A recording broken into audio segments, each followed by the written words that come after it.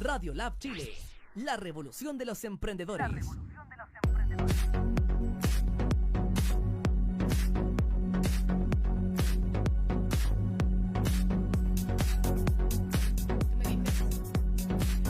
Hola, buenos días, buenas tardes, 12 p.m. a todos nuestros auditores de Radio Lab Chile, la primera radio online enfocada en el emprendimiento y el desarrollo personal. Hoy viernes, listos para este fin de semana, nos encontramos en un día maravillosamente soleado, lindo, y qué más mejor para este fin de semana que ir a Mamayuca, a 60 kilómetros de La Serena, en el Valle del Elqui, para relajarnos, encontrar la tranquilidad de la naturaleza. 2 casas full equipadas, capacidad para 16 personas, con 3 piscinas, pozón natural de cuarzo, sala de yoga, tina caliente. Podéis buscar toda la información en refugiomamayuca.cl, Instagram Refugio Mamayuca, y también podéis mirar en Instagram a las que coordinan diferentes talleres y trekking en ese mismo lugar de Refugio Mamayuca que se llama Namun Chile. Podéis seguir en Instagram. Y el fin de semana del 11, 12 y 13 de octubre van a organizar las chicas de Namun 13 lunas, un encuentro de mujeres con diferentes actividades, yoga, comida consciente, un lugar para reencontrarse. Así que toda la información en refugiomamayuca.cl. Y otra información es que mañana sábado 5 de octubre en el Centro Experiencial para el Desarrollo Humano se va a realizar una actividad de liberación emocional, Aún Meditation. Para más información podéis llamar al 569-8899-6232 o escribir a centroexperiencial@gmail.com. Y hoy viernes, maravilloso, vamos a leeros un texto que dice Los misterios de la vida, del maestro que ya sabéis que me gusta, que se llama Osho. El arte de vivir plenamente, dice este párrafo. Dice Osho a una pregunta: ¿podrías hablar acerca de cómo vivir plenamente? Y contesta Osho: el arte de vivir plena, total e intensamente no es algo arduo o difícil, pero lo han hecho casi imposible. Es tan simple y tan obvio que no hay necesidad de aprenderlo. Se nace con sentido intuitivo, intrínseco a la vida misma. Los árboles lo conocen, los pájaros lo conocen, los animales lo conocen. Solo el hombre es desafortunado. El hombre es la cima más elevada de la vida y quiere conocer el arte de vivir. Ha vivido un continuo condicionamiento contra la vida. Ese es el motivo principal por el que se necesita este arte. Las religiones del mundo han dominado a la humanidad durante siglos, que han dominado durante siglos, son antivida. Su fundamento básico es que la vida es un castigo. Dice, toda nuestra educación es tal que va en contra del placer, en contra del gozo, en contra del sentido del humor, en contra de disfrutar de las cosas pequeñas de la vida, cantar una canción o tocar la flauta. Si amas, eres condenado. Y recito este párrafo de Osho, dado que nuestro invitado de hoy es un experto en transformar vidas. Nos encontramos con Vikrant Alejandro Sentis, psicoterapeuta corporal emocional, autor y director del Centro Experiencial para el Desarrollo Humano. Hola, Vikrant. Hola, François, encantado de estar acá contigo. Rico tenerte aquí también como invitadísimo mío. ¿Y qué me puedes decir de este texto, del arte de vivir, con respecto a que tú has transformado tantas vidas? Yo creo que lo que Osho dice ahí es fundamental y tiene que ver con que el arte de vivir se relaciona con la capacidad de abrazar todas las dimensiones de la vida. Nosotros vivimos en una cultura donde se adora el sacrificio y el sufrimiento y se reprime o se denosta o se mira peyorativamente el placer. Y el placer es básicamente el premio que nos da la naturaleza por repetir conductas que sostienen la vida. Por lo tanto, cualquier tipo de orientación ideológica que esté situada en contra del placer es básicamente antivida. Pregunta, Vic. Sí. En tu trabajo, porque yo te dije, has transformado vidas. ¿Cómo es esto? ¿cuáles son las herramientas que tú entregas a las personas para que dentro de tu proceso, en tu escuela de desarrollo personal, en tu taller Volviendo a la Fuente, la gente pueda encontrarse con su verdadera fuente y hacer transformaciones de vida? Yo creo que lo esencial tiene que ver con la búsqueda de respuesta a una pregunta fundamental. Y esa pregunta es, ¿qué me es propio, natural, mío? ¿Y qué es un constructo cultural, una adaptación de mi comportamiento emocional infantil? Y ser capaz de distinguir qué es un condicionamiento emocional de lo que es mi propia verdad, en mi entender, es el comienzo de un camino que, como tú podrás entender, no termina nunca. Y tiene que ver con ir pelando capas de esta cebolla, es decir, ir viendo las sensaciones que yo tengo, las emociones que yo siento. Estas son producidas, vienen espontáneamente desde el centro de mi organismo o son el resultado de autoexigencia, de ideales, de condicionamientos ideológicos, etc. Por lo tanto, si pensamos en términos de herramienta, la primera herramienta es enseñar a que la gente deje de estar en una lucha constante en contra de sí misma y que se mire en su totalidad, en su realidad, tal cual está, y deje de estar tratando de encajar en ideales creados o inventados por personas que quizás nunca los conocieron. También así invitamos a que las personas puedan recuperar partes de sí mismos que tienen negadas, rechazadas, emociones, dolores que no vivieron, rabias que no expresaron, no sé, cosas que no dijeron en algún momento en su vida, y que vayan actualizando todo esto e integrando, abrazando y básicamente aceptando dimensiones de sí mismos que por el proceso de adaptación emocional que tuvimos en la niñez nos fuimos podando, como así nosotros podamos los árboles en invierno.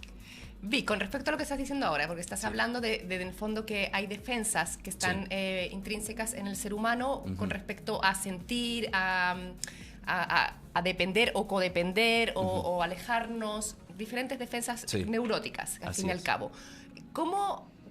¿Cuál sería el proceso inverso de volver a sentir? Yo creo que lo primero es aceptar lo que es mi experiencia de este momento, sin juzgarla y sin evaluarla, sino que mirar qué es lo que yo en realidad estoy sintiendo en este momento. Y luego, a partir de la conciencia de esa realidad, preguntarme qué es lo que determina que yo me sienta de esta manera. ¿Son mis registros emocionales antiguos? ¿Son las experiencias, los traumas de mi pasado? ¿Es una respuesta espontánea al flujo del momento o es una reacción desde mi pasado? Si mi descubrimiento es que es una reacción desde mi pasado, entonces yo necesito trabajar y resolver aquellos aspectos que yo no he resuelto a lo largo de mi vida. O sea, suele suceder, por lo que me estás mencionando, que muchos de nuestras reacciones actuales están relacionadas con nuestra infancia. Gran parte de ellas están relacionadas con los primeros 7 años de vida, sí. Dame un ejemplo en el cual el día de ahora un ser adulto en el fondo está reaccionando, pero desde su niño pequeño. Bueno, hay montones de situaciones que yo las puedo ver. Por ejemplo, un ejemplo muy clásico que yo doy, yo estoy en mi trabajo y de pronto viene mi jefe y me reclama que el trabajo que yo hice no está bien hecho. Yo soy un adulto, supongamos tengo 40 años, y de pronto yo soy arrojado a un espacio infantil que es como si yo tuviera 5 años y estuviera frente a mi padrastro, por ejemplo, que me está retando porque rompí un jarrón. El espacio emocional al que yo soy arrojado es un espacio emocional, es como si yo estuviese metido en una burbuja donde yo ya no soy este adulto, sino que estoy respondiendo desde mis procesos infantiles y mis condicionamientos infantiles que no están resueltos. Y hay montones de situaciones. Yo diría que el espacio fundamental donde nosotros nos podemos encontrar con esto una y otra vez son los vínculos afectivos y las relaciones de pareja. Ese es el escenario donde se recrean inconscientemente todos los dramas infantiles. Un estudio decía, que leí hace una semana, que la edad emocional de la mayoría de los seres humanos es alrededor de los 13 años. O sea, las respuestas emocionales, cómo yo me relaciono con un otro, con el entorno, es como yo lo habría hecho a los 13 años.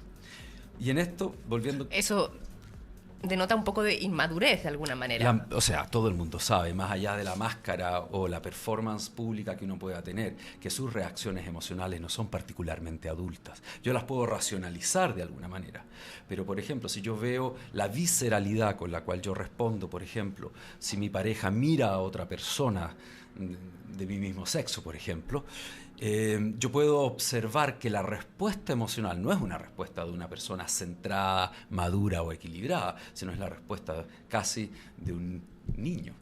¿Y a qué se debe eso? ¿A qué se debe esa demanda de la pareja de querer ser, o uno de los dos, o a veces también los dos, ser exclusividad del otro y tener como la atención del otro y sentirse solamente con una mirada, no estamos diciendo de nada más, a veces que aparecen estos celos que son incontrolables? Bueno, eso nos habla básicamente de nuestras carencias infantiles, de nuestra falta de afecto.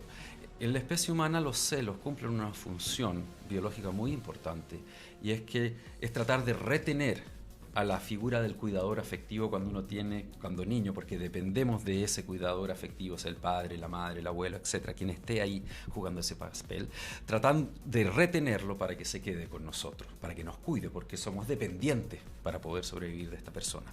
Esta estructura, al quedar no completamente satisfecha, es decir, al no lograr nunca que el cuidador afectivo satisfaga nuestras necesidades emocionales, quedamos fijados en las figuras afectivas, y eso lo trasladamos a una relación de pareja como adulto, y quedamos fijados en esta persona, nuestro pololo, esposo, quien sea. O sea, esto que tú mencionas el bebé no es consciente de eso. O sea, no, esto es un mecanismo biológico que si no es completado, no es realizado, no es satisfecho. Eso es por los padres, por la madre principalmente. Fundamentalmente por la madre o quien sea el cuidador afectivo del niño, la persona que está a cargo afectivamente del niño, que generalmente en esa edad es la madre. Por lo tanto, si eso no es satisfecho, es como si esa necesidad insatisfecha fuera inconscientemente desplazada hacia el vínculo afectivo de pareja. Entonces, mi pareja inconscientemente se convierte en el símbolo de la nutrición materna. Por lo tanto, si mira a otra persona, inmediatamente se activa una parte de mi cerebro que dice: te van a dejar, vas a quedarte solo, nadie te va a querer. Y entonces aparecen todos estos celos con esta violencia y esta visceralidad que yo puedo saber racionalmente que no hay un gran peligro, pero hay una parte de mi cerebro que no lo sabe. Y esa es la parte que está fijada en las carencias infantiles. Entiendo. Cuando hablamos del potencial humano, donde también efectivamente se encuentran las relaciones vinculares de pareja, puede o no, ¿cuáles son las características esenciales para que un ser humano se desarrolle en su máximo potencial? Yo creo que lo primero es interesante ver cuándo surge este concepto, porque este concepto no ha estado presente en la cultura occidental desde siempre. Este es un concepto que es introducido en la psicología occidental por Abraham Maslow aproximadamente en el año 1962, donde plantea que las posibilidades de crecimiento y desarrollo de los seres humanos son muchísimo mayores que lo que la cultura dice. Porque básicamente la cultura no te alienta a que tú puedas desarrollar tu potencial. La cultura alienta a un encaje. Podemos emocional. decir en eso, hacer referencia al texto que acabamos de leer, por ejemplo, lo que decía Osho, de que toda nuestra educación es tal que va en contra del placer, contra del gozo. O sea, como la sociedad está de alguna manera diseñada, va en contra del crecimiento, de la posibilidad de desarrollar. La mayoría de las personas no están ni siquiera cerca de lo que es su potencial. No tienen ni idea. Están simplemente metidos en esta caja que construyeron en la niñez y en la cual se movilizan de una situación a otra a lo largo de su vida, en trabajos mecánicos, en relaciones afectivas insatisfechas, funcionando en una constante automaticidad. El concepto del desarrollo del potencial humano tiene que ver con despertar a las ilimitadas posibilidades de crecimiento que tenemos los seres humanos. Y esto tiene muchas dimensiones, o sea, estamos hablando de crecimiento emocional, estamos hablando de crecimiento personal, estamos hablando de crecimiento interpersonal, de mi capacidad, por ejemplo, de reconocer mis necesidades y movilizar mis recursos psicológicos para satisfacerlo, en vez de esperar, como ocurre usualmente, que la otra persona adivine lo que yo necesito y me lo entregue. ¿Se entiende? Sí, se entiende. Antes de continuar, Vic, quiero recordarles a nuestros radiovidentes que estamos sorteando, hay un concurso de este libro escrito por Vikram Sentis, El ciprés en el jardín. Es un conjunto de ensayos, un poco de desarrollo personal, de terapia, de filosofía. ¿Qué más se habla en este Psicología, libro? misticismo. Me falta solamente hablar de... no sé, de cocina o decoración de interiores. Las salsas misteriosas de Vikram. Pues los que queráis concursar y recibir este libro, es la segunda edición que se saca.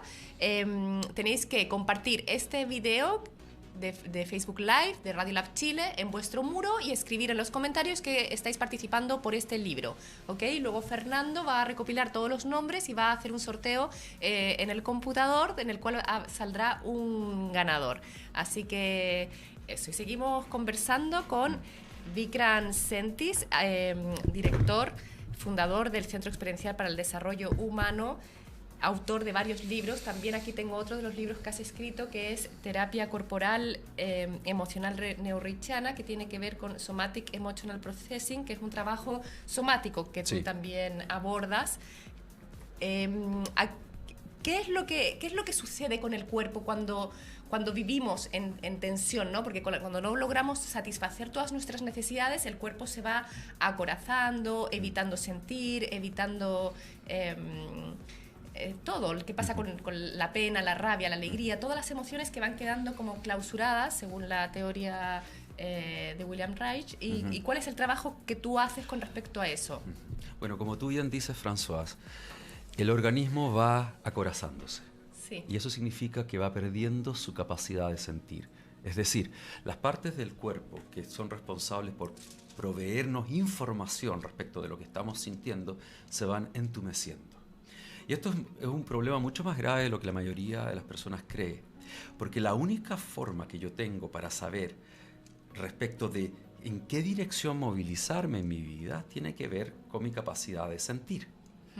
Si yo no siento, la única posibilidad que queda es preguntarle a mi condicionamiento ideológico qué dirección necesito tomar.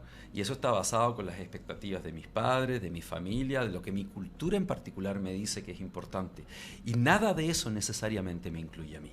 Por lo tanto, perfectamente puede pasar que yo tome decisiones en la vida, desde carreras, lugares donde vivir, o qué parejas, por ejemplo, establecer, basados en las ideas que yo tengo de lo que es mejor o peor, y no en una conciencia de mi experiencia de contracción o expansión, o por último de mí, la conciencia de mis sensaciones de gozo o placer, que es lo que determina y me da la información de qué es lo que hacer en relación con el medio ambiente.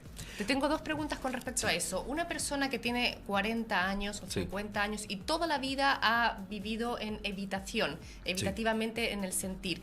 ¿Es posible que a esta edad haga un trabajo tal que logre volver a conectarse con sus emociones? Es irrelevante cuál sea la edad que la persona tenga en términos biológicos. Lo importante es la intención de abrir un espacio, de dejar de autoevitarse y empezar a contactarse con su capacidad de sentir. Ahora, esto puede ser inicialmente amenazante porque eso implica encontrarse con todo aquello que yo me estaba arrancando a lo largo de mi vida, y eso como prospecto inicialmente no parece ser particularmente atractivo, pero una vez que yo comienzo a sentirme y a sentir el dolor, a sentir la tristeza, a sentir la rabia, a sentir el miedo, me permite también sentir la alegría, la ternura, el amor y el placer muchísimo más intensamente. Por lo tanto, mi vida deja de ser una repetición mecánica de expectativas planteadas por otras personas y se convierte en un carnaval de sensaciones. Cuando me conecto con este carnaval de sensaciones que mencionas, ¿es posible también que hayan aspectos de mi vida que ocurran cambios en ello, en lo laboral, en la pareja, que se despierten realmente realmente conectar con lo que yo quiero hacer? Evidentemente, y eso es lo que la gente más teme. Porque si yo estoy en un trabajo repetitivo, insatisfactorio, en una relación de pareja que ya está muerta, si yo no siento, yo puedo tolerarlo. Pero si yo empiezo a sentir, se me hace intolerable. Y en ese sentido, la angustia o la ansiedad que yo pueda sentir no son síntomas de los cuales yo me quiero deshacer. Espérame un segundo. Sí. Fernando, ¿me traerías un vasito de agua, porfa? Gracias. Sino que, más que ser sensaciones la angustia o la ansiedad, más que sensaciones de las cuales yo me quiero deshacer, son síntomas de que la forma como yo estoy viviendo mi vida no está funcionando para mí y que necesito hacer algún tipo de cambio. Por lo tanto, evidentemente, si yo me siento, no puedo seguir operando de la misma manera. Y el desarrollo de mi potencial como ser humano está basado en la recuperación de mi capacidad de sentir. ¿Crees que el sistema, o sea, de alguna manera nos enseñan a no sentir, ¿no? ¿Cuál es el beneficio que tiene, según tú, el mundo, el sistema, para que opere de esta manera donde se nos incite a bloquear nuestras sensaciones, a vivir en tensión? Si nosotros pensamos en términos de cómo está estructurada nuestra sociedad, es muy difícil convencer a una persona que esté entre 8 y 12 horas diarias haciendo algo que no lo satisface en absoluto si la persona está sintiéndose. No es capaz de hacerlo. En cambio, si se insensibiliza y se automatiza, es una persona que, en términos de la estructura que nosotros tenemos en nuestra cultura, basada en el consumo y en el ilimitado desarrollo económico, esta persona es ideal. Una persona que no siente que puede hacer actividades mecánicas es fantástica. O sea, tiene una relación totalmente económica también. Absolutamente. De funcionamiento. Yo creo que esto es político en un nivel y es social. Y yo creo que no solo eso. ¿Pero qué tú crees que se estudió? Que la gente estuvo diciendo, ya, ¿cómo hacemos para que esto funcione mejor? Ya, hagamos que... Yo creo que fue ensayo y error. No creo que haya sido algo orquestado conscientemente.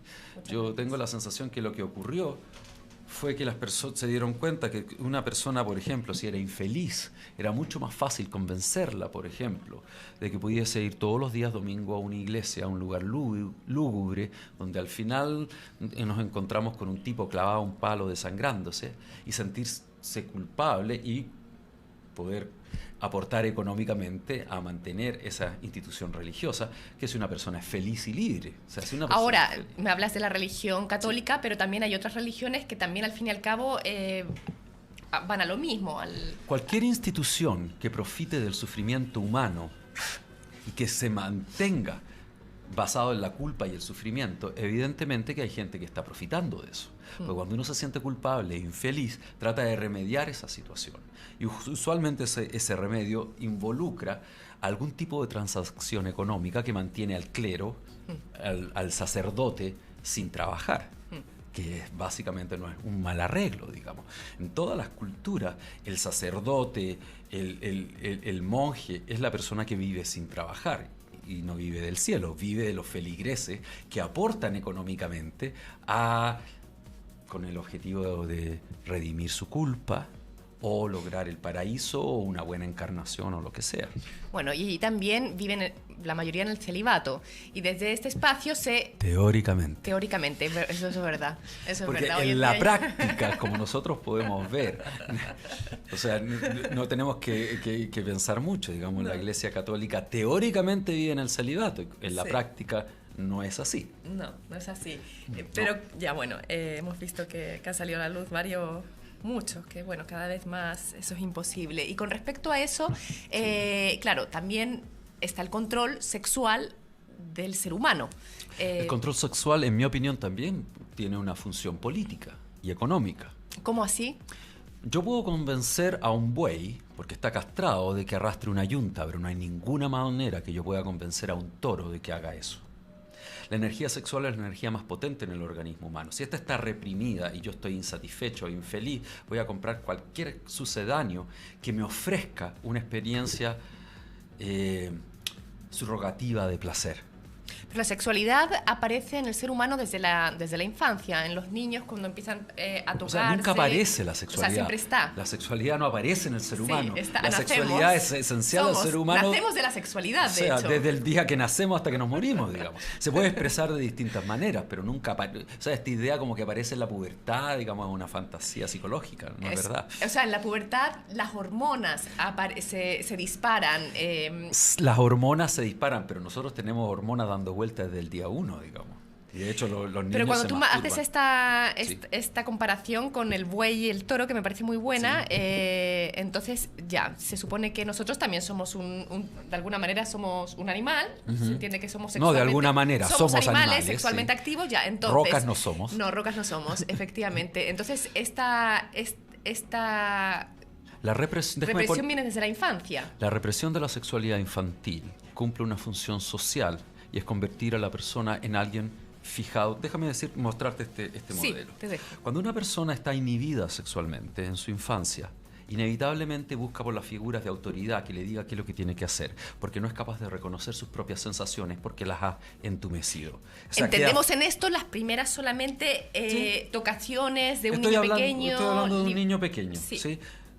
Cercenado, castigado en su exploración de su propia sexualidad. Eso es cochino, eso es sucio. Exacto, todo eso. Queda fijado en los padres para que le digan qué es lo que tiene que hacer.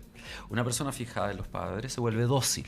Una persona dócil se vuelve en un ente ideal para la estructura social con la cual nosotros funcionamos. Luego esta persona va al colegio, a la escuela, y luego es entrenado en una cosa absolutamente antinatural, como por ejemplo estar 45 minutos sentado en una silla sin moverse, mirándole la nuca a 45 personas más y escuchando a alguien 3 veces más viejo hablar de algo que no le interesa en absoluto, como por ejemplo el gobierno de Balmaceda, ¿sí? Entonces tú tienes una estructura donde las personas son entrenados constantemente a ir alejándose de lo que les es natural y sobre todo ir alejándose de su propia capacidad de distinguir qué es lo que necesita momento a momento, porque yo no me puedo sentir.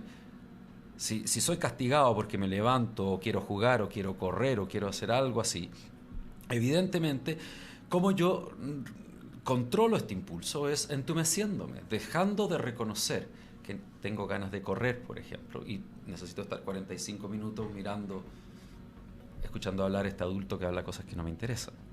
Entonces es como si nosotros fuésemos sometidos a un entrenamiento emocional que en el fondo es absolutamente funcional para las élites de poder. Por lo tanto, desde esa perspectiva, para mí el crecimiento personal, no solo esta idea que muchas veces tiene la persona como alguien mirándose el ombligo, para mí no hay nada más revolucionario que embarcarse en un camino del desarrollo de nuestro propio potencial. Es peligroso para la estructura. ¿Y la sexualidad está relacionada con encontrar tu propio potencial? Absolutamente, porque la sexualidad es una de las dimensiones más fundamentales para el ser humano. O sea, sería como obviar, no sé, la comida. Y dentro de este punto, la sexualidad hombre, la sexualidad mujer, ¿cómo se aborda desde este potencial? ¿Cómo se ve desde el desde la represión y desde la búsqueda total?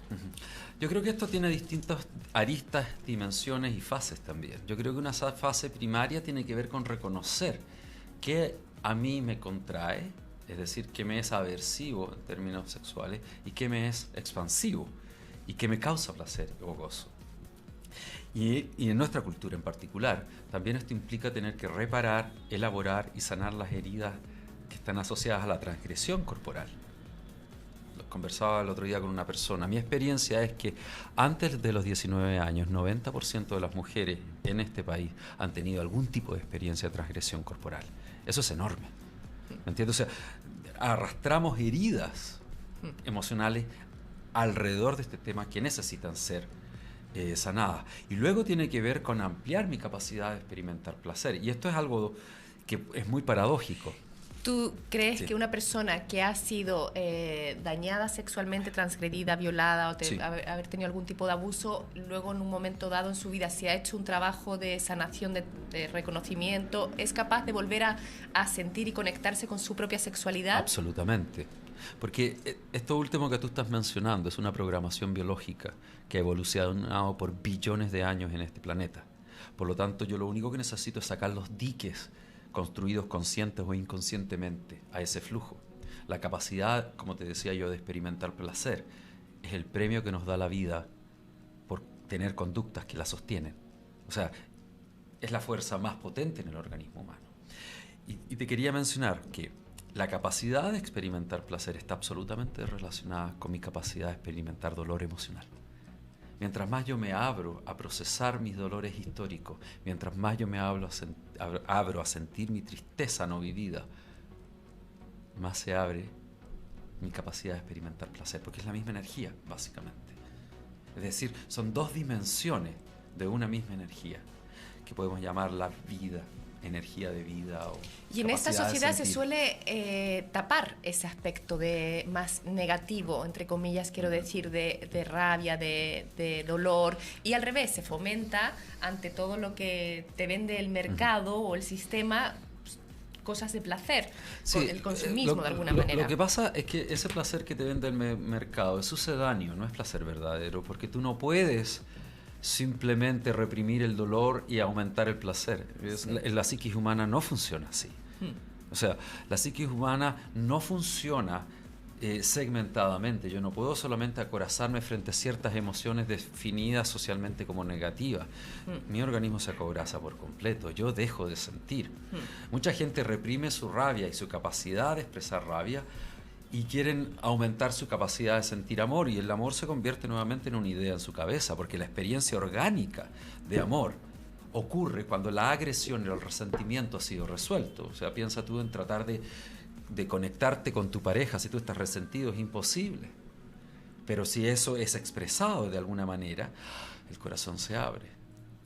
Lo mismo pasa, por ejemplo, con nuestra capacidad de experimentar confianza. Está absolutamente relacionada con nuestra capacidad de experimentar miedo.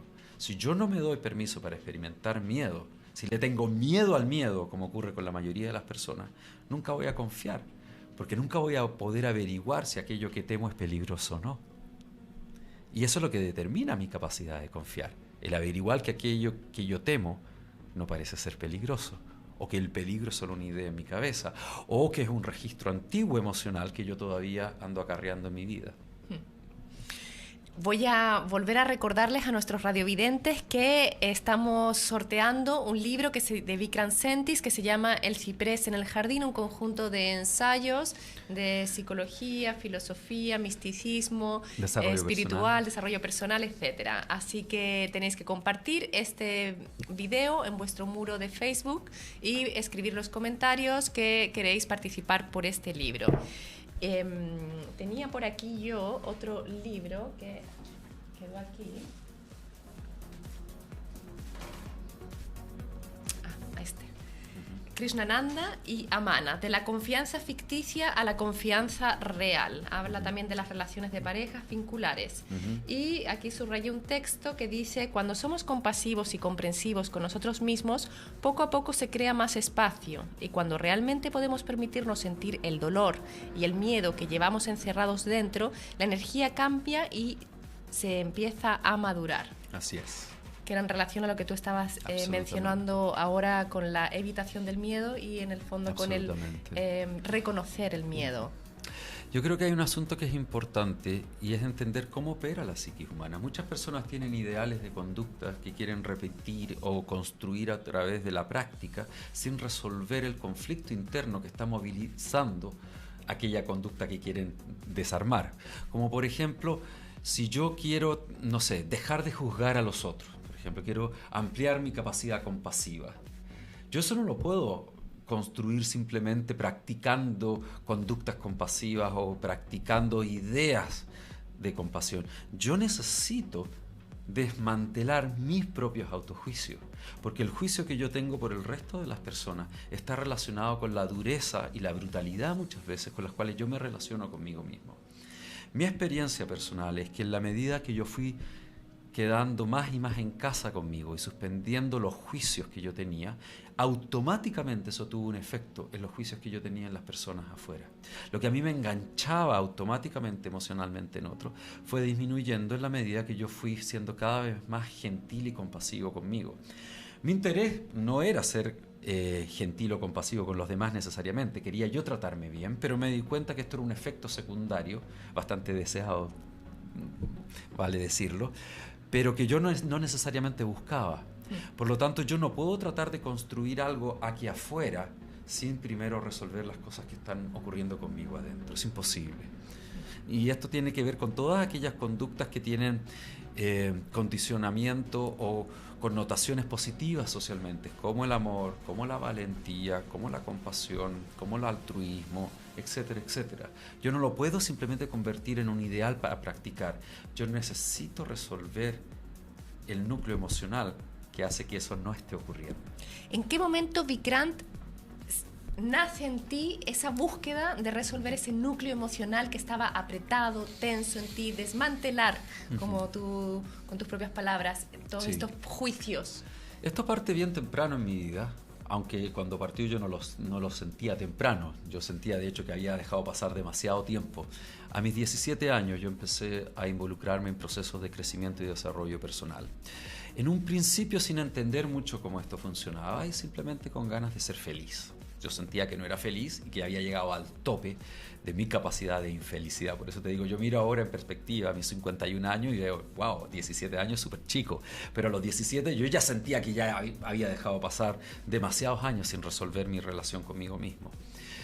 Y muy espontáneamente en un principio, como te digo, en forma muy naïve, yo simplemente quería ser feliz. Y de pronto descubrí que si yo quería realmente ser feliz, la felicidad no estaba, por ejemplo, en comprarme cosas o en los vínculos afectivos exclusivamente. Y sobre todo yo creo que el punto central era yo quería encontrar una sensación de tranquilidad en esa felicidad, que no estuviese todo el tiempo dependiendo de que el universo funcionara como yo quisiera para sentirme bien. Quería encontrar un núcleo, un lugar dentro de mí donde esa felicidad tuviera algún nivel de independencia. Yo no sabía si eso era posible o no, pero intuitivamente tenía la sensación de que quizás eso era posible. Y empecé a buscar contextos de crecimiento, de desarrollo personal, grupos de terapia, experimenté con Gestalt, grupos de encuentro, terapia primal, bioenergética, meditaciones de Osho, fueron muy importantes. ¿Qué fue de todas esas experiencias que tuviste la que más te llegó? ¿Todas por igual? ¿Hubo una que específico? Yo creo que lo más devastador y lo más crecedor fue un taller que se llamaba Volviendo a Casa, que duraba 1 año en primera instancia y en segunda instancia el tiempo que el terapeuta estime conveniente. O sea, tú entregabas una carta blanca, básicamente tú entrabas en el proceso, pero tú no sabías cuándo salías. Era un proceso grupal donde el terapeuta ¿Cómo te que decía, tú no sabías cuándo salías? El terapeuta te decía, ok, estás listo, puedes abandonar el grupo. Qué difícil eso, porque en este espacio de control y que nosotros queremos saber, ok, pero ¿cómo voy a O sea, evidentemente tú podías irte qué? cuando quisieras, Ya, okay. Pero si tú querías irte, digamos, tú entregabas pragmáticamente tu poder en ese sentido. Sí. Y fue un proceso devastador para mí. Brutal. ¿Quién dirigía este taller? El taller era dirigido por un terapeuta que se llamaba Swami Amano Pratiyan, era un discípulo de Osho. ¿Que venía de otro país? No, era chileno. Sí. De hecho, nosotros nos conocíamos antes porque ambos veníamos de una vida anterior que era siendo animadores de pastoral juvenil. Ah, qué curioso. Sí, curioso. Y fue devastador para mí en términos de que me obligó a confrontarme con todas las estructuras que yo había construido, con todas mis defensas y sobre todo con todos los nichos ideológicos donde yo me protegía para no enfrentar la realidad de quien yo era. Y fue muy difícil, extremadamente difícil. Yo creo que lo más difícil que yo he hecho en mi vida y por lo tanto también lo más transformador. Y aquí yo creo que hay un punto que es súper importante y esto se lo recuerdo a la gente que está en los procesos de trabajo conmigo y es la dificultad que yo pueda tener en un proceso de desarrollo personal. Me habla de la importancia y la potencialidad que ese proceso puede tener en términos de mi propia transformación. Si yo llego a un lugar donde me siento cero amenazado, donde todas mis estructuras quedan incólumes, básicamente mi proceso de crecimiento va a ser mínimo.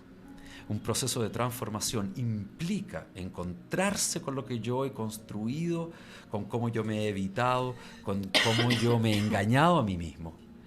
Y en otro nivel nadie quiere hacer eso. Pero si yo de verdad estoy interesado en la transformación, necesito generar una crisis personal, una revolución interna, en el cual yo quizás pueda ni siquiera ser capaz de reconocerme posteriormente, que fue lo que a mí me pasó.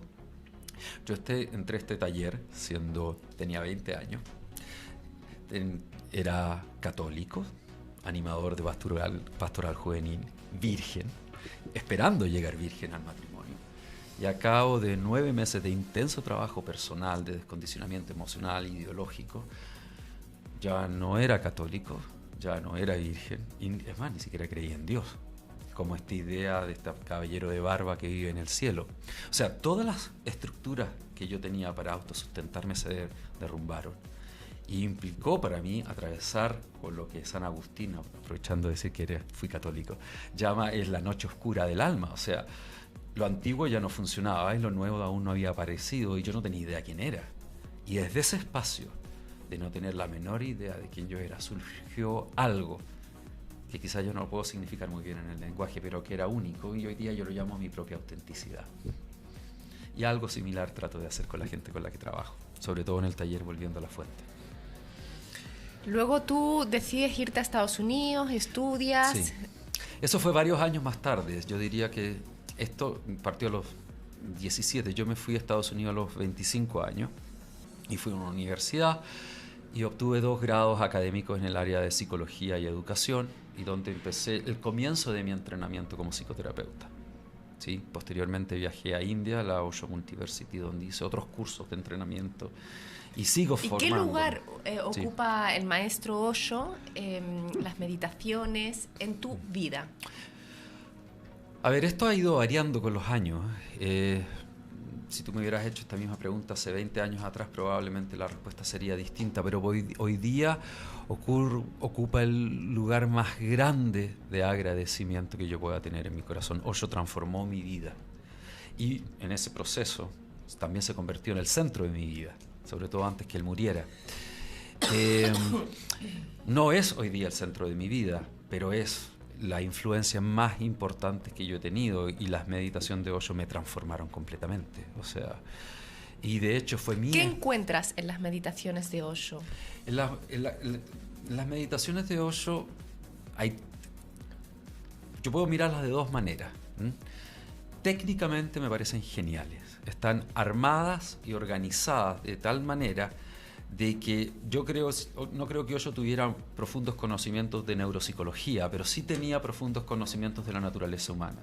Y armó técnicas en las cuales uno no se focaliza en reprimir aquellas dimensiones de mí mismo que me pueden ser incómodas, sino que se focalizan en comenzar expresándolas. Es decir, si yo tengo rabia reprimida, si tengo miedo que no he experimentado, si tengo tristeza que no he llorado, yo no parto tratando de forzar una tranquilidad superficial, porque yo no puedo forzar la tranquilidad. Yo parto expresando lo reprimido, cosa que ese espacio de silencio, presencia y tranquilidad ocurran por sí mismos. Y eso a mí me parece genial, porque de todas las técnicas de meditaciones que yo he conocido, que he conocido muchas, estas técnicas me parecen lo más cercano al entendimiento de cómo funciona la psique humana de una persona común y corriente. No estoy hablando de un lama rinpoche que está metido en una caverna de los Himalayas, estoy hablando de una persona que vive en esta cultura. Y estas meditaciones son geniales. O sea, esto se relaciona también, o no lo sé, te pregunto, sí, al trabajo de carga y descarga. Absolutamente. Que solemos hacer, de tensión y de necesidad de expresar hacia Osho afuera. entendió muy bien que los procesos de tranquilidad no podían forzarse. Y que si uno los forzaba, lo que hacía era insensibilizarse o disociarse emocionalmente.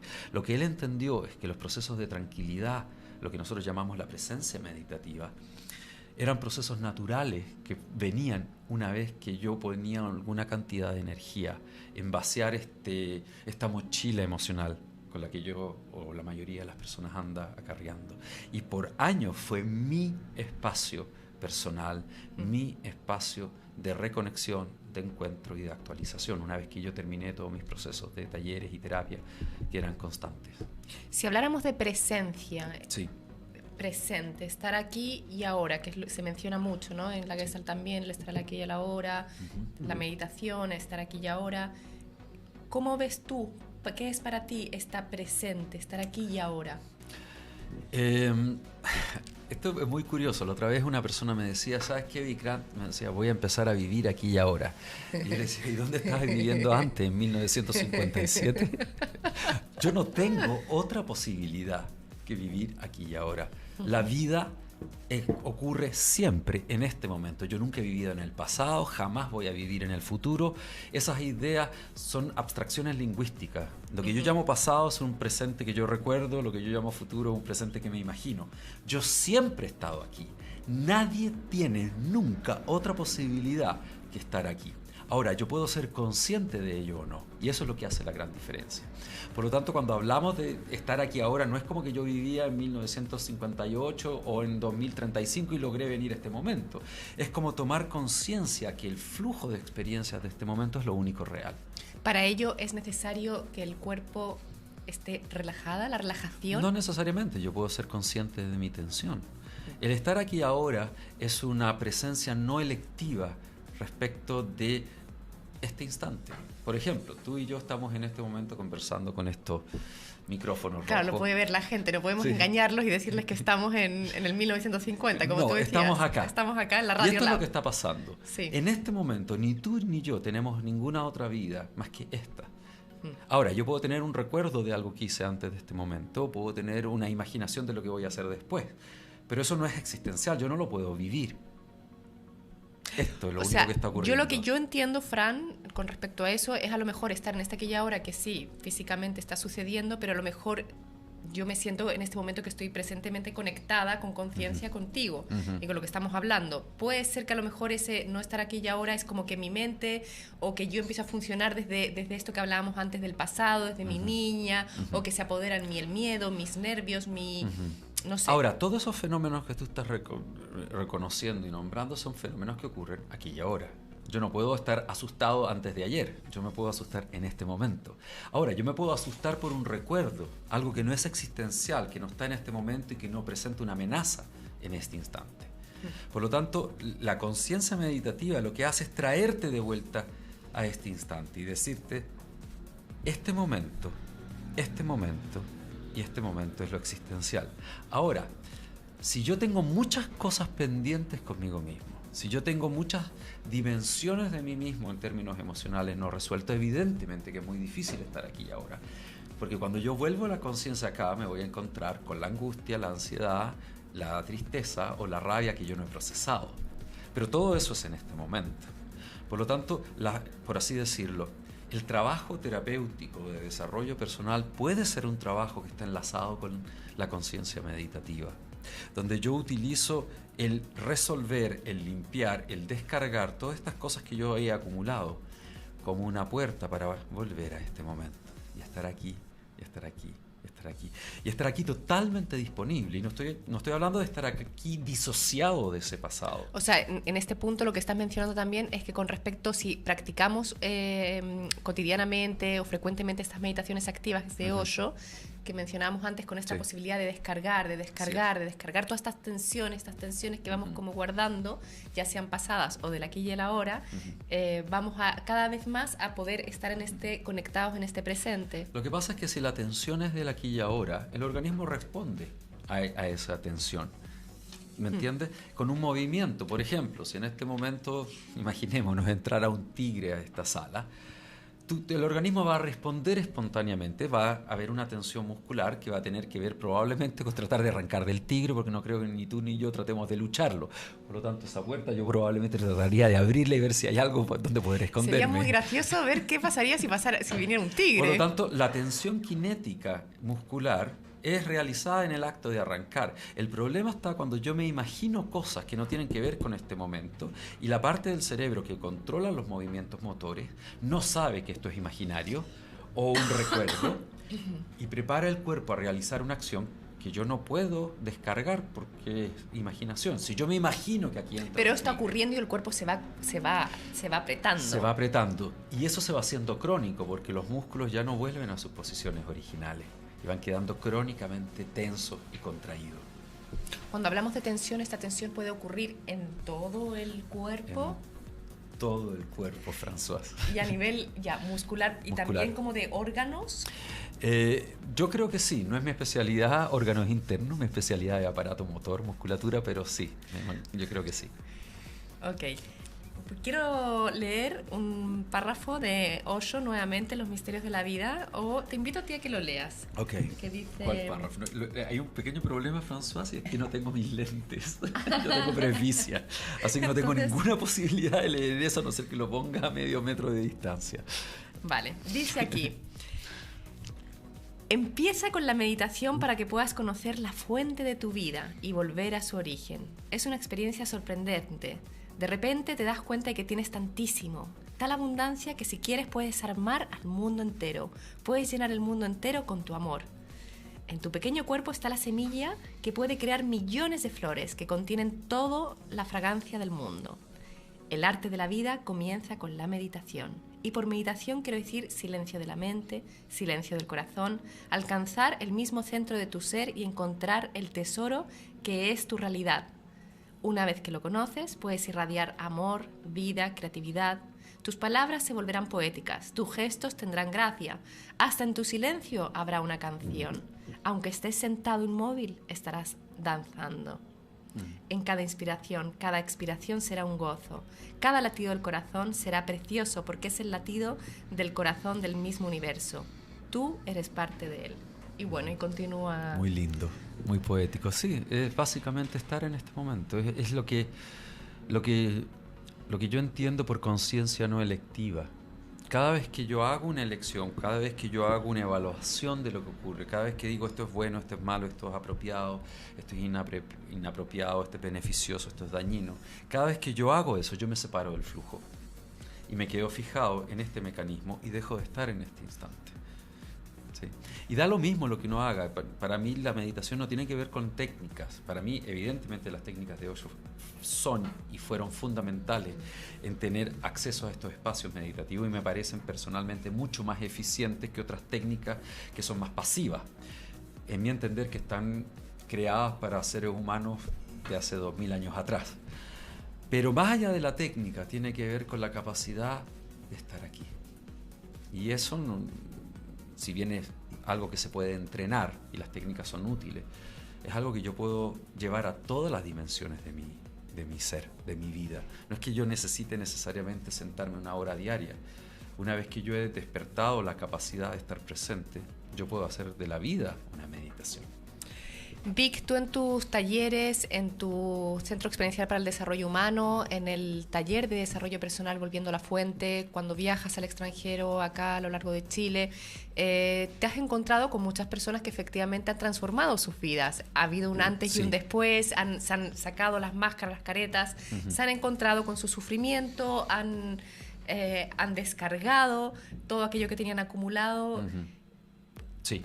¿Qué significa eso para ti? ¿Cómo es encontrarte con estas personas, verlas, tenerlas enfrente y ver cómo han dado vuelta a sus vidas y han sido capaces de hacer lo que en verdad querían hacer? No puedo pensar un trabajo más reconfortante, para ser completamente honesto, que acompañar a las personas en su proceso de transformación. La alegría que implica para mí el que estas personas me permitan ser parte de ello, no tengo palabras para expresar la gratitud que eso implica para mí.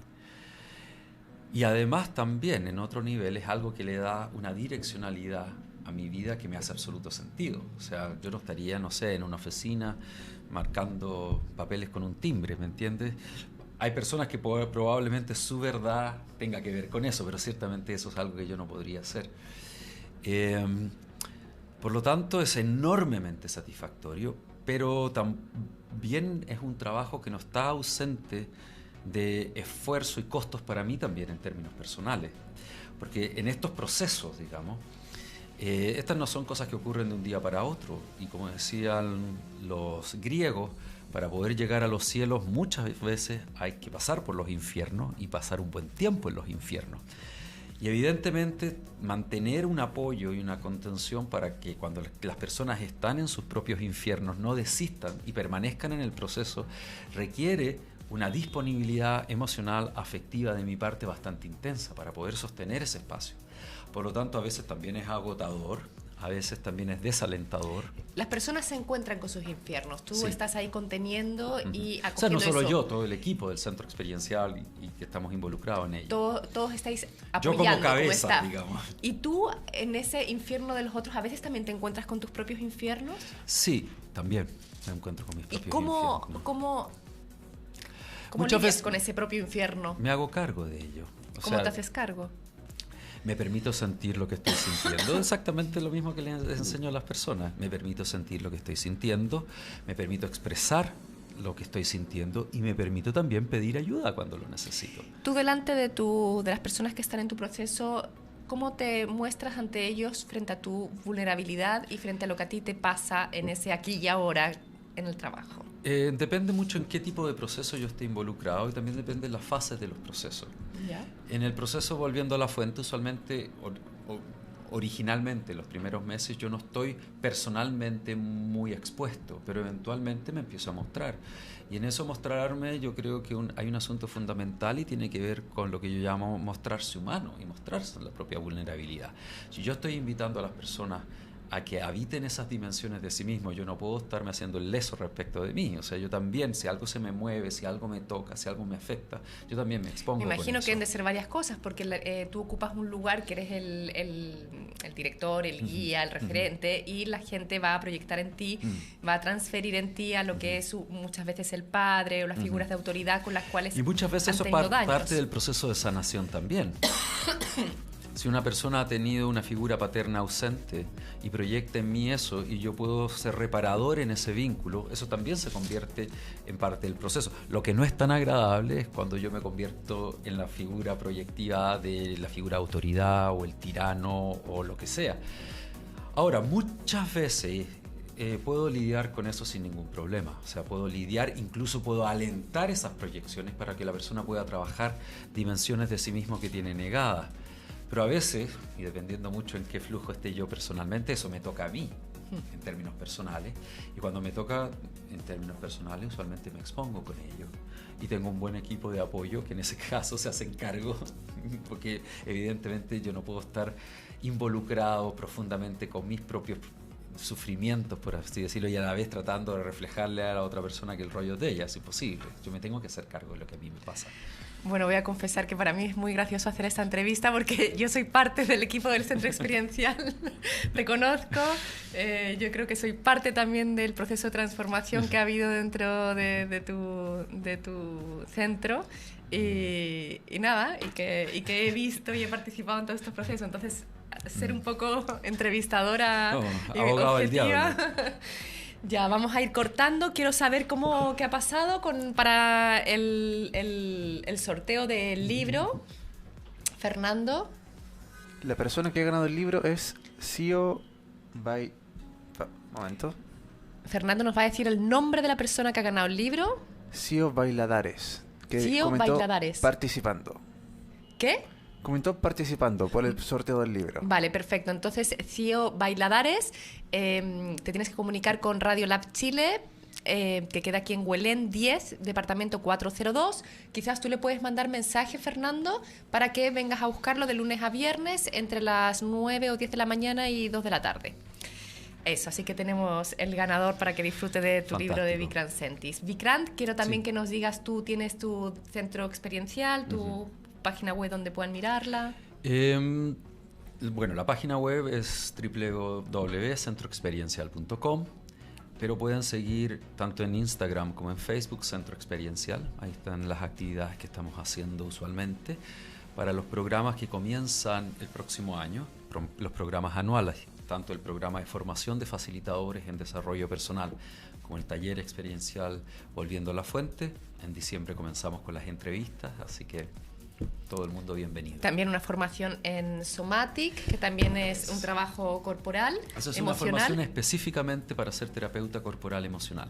Exacto. Ok, pero también está dentro del centro experiencial. Así es, Y bajo también el mismo paraguas. el próximo año se va a realizar la tercera formación de facilitadores de meditaciones activas Osho, que va a venir desde España Luis Charna. Martín Santos, Charna, así que también para que la gente pueda seguir en la página del centro experiencial todas las actividades que se realizan.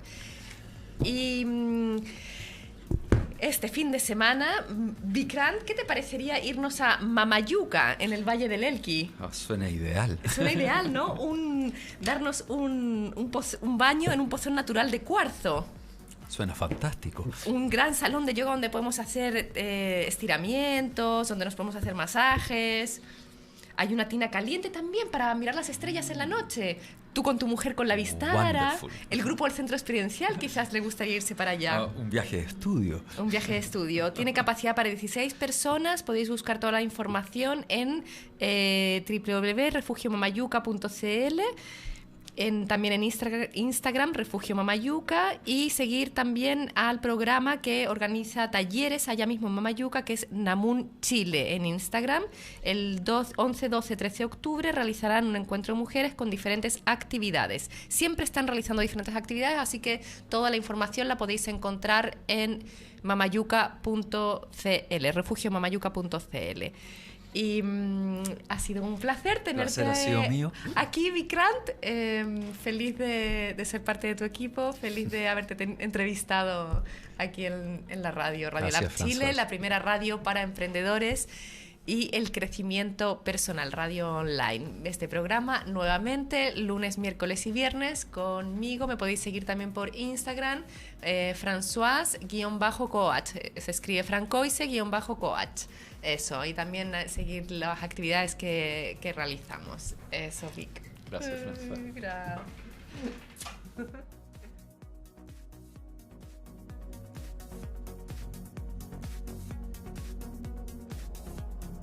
Somos lo que tu emprendimiento necesita. Un shot de motivación en Radio Lab Chile, la radio de los emprendedores.